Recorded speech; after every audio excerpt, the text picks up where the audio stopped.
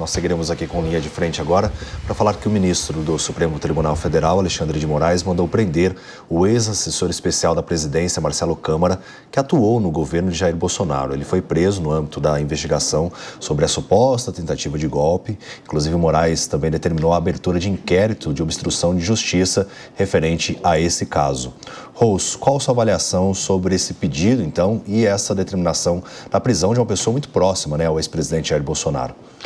Olha, na verdade, toda essa história da pseudo-tentativa de golpe que vai se arrastando no Supremo Tribunal Federal e maculando a nossa imagem, a imagem dessa instituição tão importante que é o Supremo Tribunal Federal, para mim é um grande pastel de vento, como diz aqui o Bellucci. Mas, enfim, mais uma prisão decretada.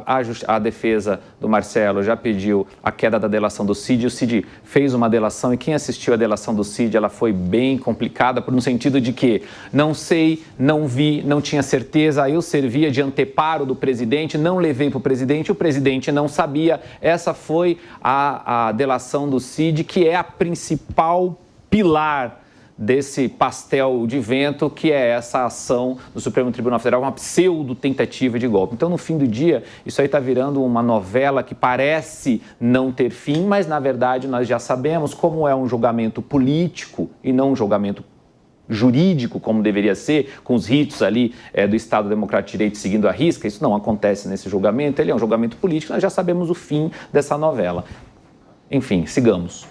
Bom, Bellucci, em relação também a esse inquérito, a prisão ela foi determinada porque, segundo as apurações do STF, junto com o trabalho da Polícia Federal, o advogado do Marcelo Câmara estava tendo contato com o Mauro Cid pelo Instagram, pelo direct, e ele não podia fazer isso. Pois é, a prisão é tão estranha, causa um estranhamento enorme, que até o advogado deveria estar preso. Então, se foi ele quem operacionalizou essa troca de informações. Como o Rose colocou aqui, o guarda-chuva do tal golpe é a delação do Cid, é ela que está pautando toda essa questão. E também é importante lembrar que temos dezenas, centenas, já beiros milhares de pessoas condenadas e muitas ainda presas pela tal tentativa do golpe, sendo que quem teria orquestrado o golpe ainda está em julgamento. Então, assim, é uma coisa muito estranha. O remédio jurídico e político, evidentemente, é a anistia, mas esse tema foi esfriado, está bem frio no Congresso. Vídeo Hugo Mota, que cada hora acena para um lado, o tema esfriou, vários outros temas importantes o Congresso tratou de esfriar. Agora, na questão dos impostos, foi relevante, de fato, derrubar o aumento do IOF, por hora o pedido de urgência. Mas é essa questão, mexeu no bolso, aí se mexe, mas com outros temas estão deixando de lado. Essas pessoas que estão sem a sua liberdade terão um prejuízo eterno. E é importante lembrar que vem se ventilando essa tese da anistia. A anistia, ela apaga os fatos, então ela serviria tanto para os presos, que são presos políticos na minha visão, quanto para quem cometeu o que seria o abuso de autoridade. Então ela é para os dois lados, a anistia é isso. Então tem muita gente falando, estou decepcionado porque alguns parlamentares de direita vêm defendendo a anistia e em tese não apontaria para os abusadores de autoridade, segundo essa tese. Mas é isso que a anistia é ambos, quem cometeu o abuso e quem sofreu o abuso. Então essa é a tese da anistia e isso que deve ser voltado para o Congresso falar. Até os próprios parlamentares da direita há uma grande timidez no assunto. Lembrando, cada dia daquelas pessoas presas ou com restrições à sua liberdade é um dano que é incalculável. Então, precisa se ocorrer isso o quanto antes. E nesse caso específico do Marcelo Câmara, nada mais causa estranhamento nessa questão da chamada trama golpista, porque como o principal pilar, que é a delação do Cid, está cada hora ruindo, no próprio depoimento, no julgamento, as falas do Cid foram não muito claras, no sentido de que havia uma orquestração de golpe, depois das matérias da Veja com os vazamentos. Então, assim, está caindo a delação do Cid. O que me parece é que está se buscando uma outra esquina para falar, então tá aqui, teve a tentativa de golpe mesmo. Enquanto isso, o Congresso segue assistindo e não faz o seu papel, que seria, ao menos, pautar a anistia para que cada parlamentar dê publicamente o seu voto, se quer que essas pessoas continuem presas ou que sejam soltas. Brau? Bom, o que estava ouvindo aqui os meus dois colegas e sobre cada uma das falas eu acho que tenho algo a acrescentar em termos de apuração, assim. Está caindo a tese da anistia, Bellucci, justamente porque existe um racha muito grande entre os núcleos bolsonaristas.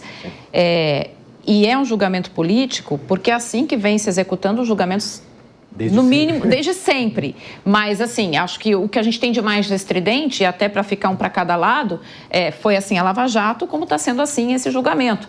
Foram julgamentos políticos que passaram por cima de ritos do judiciário e tiveram como consequência, depois de tudo isso, a Lava Jato, a sua praticamente anulação, e, nesse caso, uma nova concertação, que é isso que está sendo tentado costurar no lugar de uma anistia. O que você faz? Você divide os núcleos bolsonaristas. Quem aqui teve relação institucional com essa tentativa de golpe? Quem foi ministro, quem tinha poder, quem estava nos núcleos que passavam diretamente pelo Planalto. Para estes, um tipo de pena. Quem aqui era operador de redes menores e não estava institucionalmente envolvido nesse golpe? Bom, aí a gente pode mandar prender antes de terminar o processo, antes de ouvir todo mundo. E isso tem um desgaste, porque a população começa a perceber o duplo padrão no próprio processo do julgamento. Então, assim, isso não é em desacordo com quem está envolvido. Tá? Isso não é em desacordo com quem está envolvido. Esse é um julgamento político envolvendo os políticos, né? Então, é isso que a gente coloca. E a população sente, gente. A população percebe um duplo padrão de tocar esse processo, os atropelos. Eu acho que a gente já viu uma vez isso. E já viu as consequências disso uma vez, esses atropelos institucionais. Porque quando não quando envolve o meu lado, né, eu fico revoltado. Mas pro lado do outro dá para dar uma atropeladinha. Não dá, porque o peso disso é o que a gente vive hoje. Um descrédito geral com as instituições, porque, de fato, elas não cumprem aquilo que é respectivo a cada uma. Bom, o argumento do Alexandre de Moraes é que não podia ter acesso, então, às redes sociais e nem mesmo o contato entre os envolvidos que estão sendo investigados, Maria de Carli. Olha, eu vou pegar carona aqui na última fala da Ellen sobre a questão do descrédito das nossas instituições. E descrédito também desse processo como um todo, né? Porque o grande foco dentro desse julgamento, quem acompanhou aqui ao vivo, foram os cortes que se deram, né, ali na cena entre Bolsonaro... Foi interessante de assistir, né? Foi. Alexandre de Moraes, teve até o advogado do general Heleno. Aí outro dia eu estava até tomando café com uma pessoa que trabalha na política e ele falou assim, mas gente, eu fiquei chocado porque o advogado do general Heleno estava na Ana Maria Braga. Eu falei, não, você não viu, foi um meme. Porque ele falou do café da manhã e aí acabou se tornando um meme. Ele botaram uma montagem, internet, gente, hoje em dia tudo é possível com a inteligência artificial, seja lá o que for, mas colocaram ali uma montagem dele com a Ana Maria Braga no Bom Dia, falando de café da manhã. Então, assim, para vocês verem que no Brasil não só as instituições estão em descrédito, como o Brasil como um todo. É uma piada. Brincadeiras à parte, realmente, assim, acho muito delicada toda essa situação que a gente se encontra aqui, né, diante do cenário, como bem colocado pelos todos os meus colegas anteriormente, as gaguejadas ali, as incertezas de posicionamento do Mauro Cid, que é a principal figura dentro desse processo, mostrando incertezas, não sendo consistente com o que ele trouxe. Isso coloca, assim, o julgamento como um todo em questionamento, se é válido ou não, se houve de fato uma tentativa de golpe ou não. E lembrando aqui do impacto político disso tudo e do resultado que isso vai ter em 2026. Agora, os olhos estão nas disputas eleitorais para quem vai ser o próximo presidente do Brasil. E como a gente estava dizendo aqui na pauta anterior sobre a questão da economia, que é o que vai pesar para esse governo atual, o que vai pesar para a direita é justamente o resultado deste julgamento, o resultado se vai ter anistia ou não, o resultado se a gente vai saber se foi golpe ou não. Enquanto isso, a gente fica aqui sem saber o que aconteceu de fato e sem ter uma resposta clara de quem vai ser ou não um possível candidato ali representando uma direita mais forte em 2026. Inclusive, né, o Alexandre de Moraes foi convidado durante o julgamento. Mais um meme. Então, assim, é uma fábrica de memes, realmente. Eu também estava acompanhando ao vivo isso, né? Porque a gente vai se atualizando à medida que o julgamento vai acontecendo, né, com as notícias que vão surgindo. E a hora que eu ouvi essa expressão, eu falei, não, será que invadiram? Será que é a IA fazendo isso? Ou de fato aconteceu? Porque a gente fica na dúvida de tudo que está acontecendo, né? E até coloca em xeque a credibilidade sobre a apuração, sobre o que tem acontecido em relação a essa investigação. Mas óbvio que existem diferentes narrativas também e as pessoas as tomam conforme vai passando o tempo e aí isso daqui eu acho legal fazer contra ele, mas se for contra a pessoa que eu gosto, não é tão bacana assim.